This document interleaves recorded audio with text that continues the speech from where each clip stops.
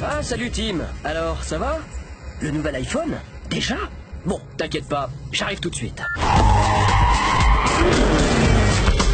Bonjour tout le monde. Chaque année, c'est pareil, on doit trouver un plan pour lancer le nouvel iPhone. Je vais vous montrer comment capter l'attention des gens et faire entrer un nouveau désir dans leur tête. Pour ça, il va falloir ruser.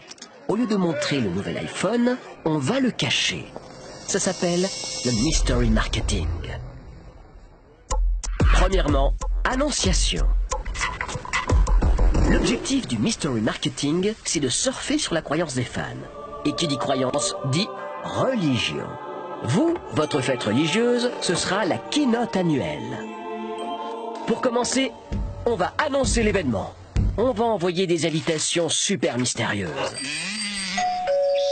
Dessus, on pourra lire « Nous souhaitons vous en dire plus », avec une date et un lieu, rien d'autre. Et on mettra en place un compte à rebours.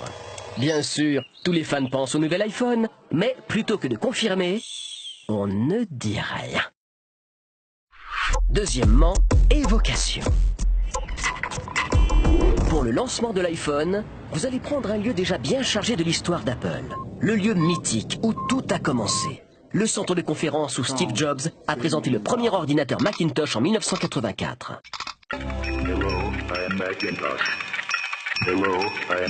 Les fans vont se dire que c'est hyper important, alors même qu'ils ne savent toujours pas ce que vous allez leur annoncer. Et puisque vous ne confirmez aucune théorie, les gens passent leur temps à analyser une information qui n'existe pas, alimentant des conversations sans fin.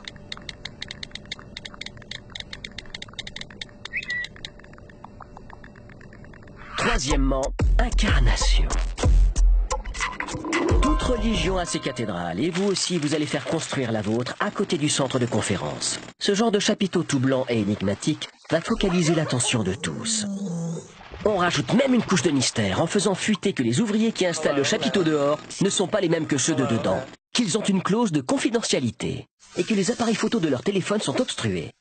Haute sécurité, secret défense et culte du secret. Quand les fans et les journalistes demanderont à quoi sert cet étrange chapiteau, surtout, on ne répond pas. Un mystère bien entretenu rend n'importe qui hypnotisé et captif. Quatrièmement, rumeur. On va faire fuiter des informations grâce à des journalistes complaisants. Toujours par téléphone, pour ne laisser aucune trace.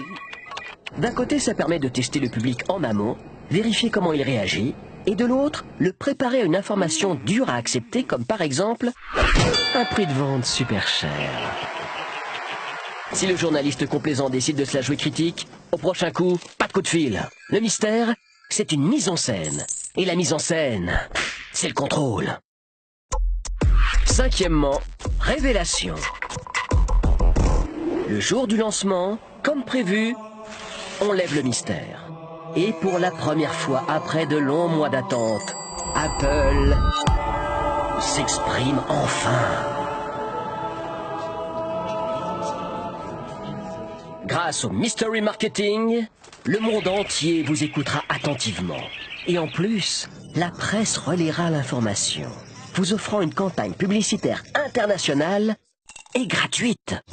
Pour quelque chose dont personne n'a vraiment besoin aujourd'hui, mais que tout le monde voudra demain.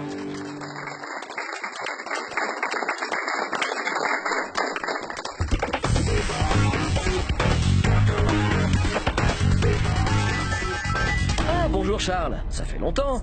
Relancer le Levi's 501. Au prochain épisode, on verra pourquoi raconter des histoires de cow-boys permet de vendre des pantalons plus chers. C'est la technique du storytelling. Yeah!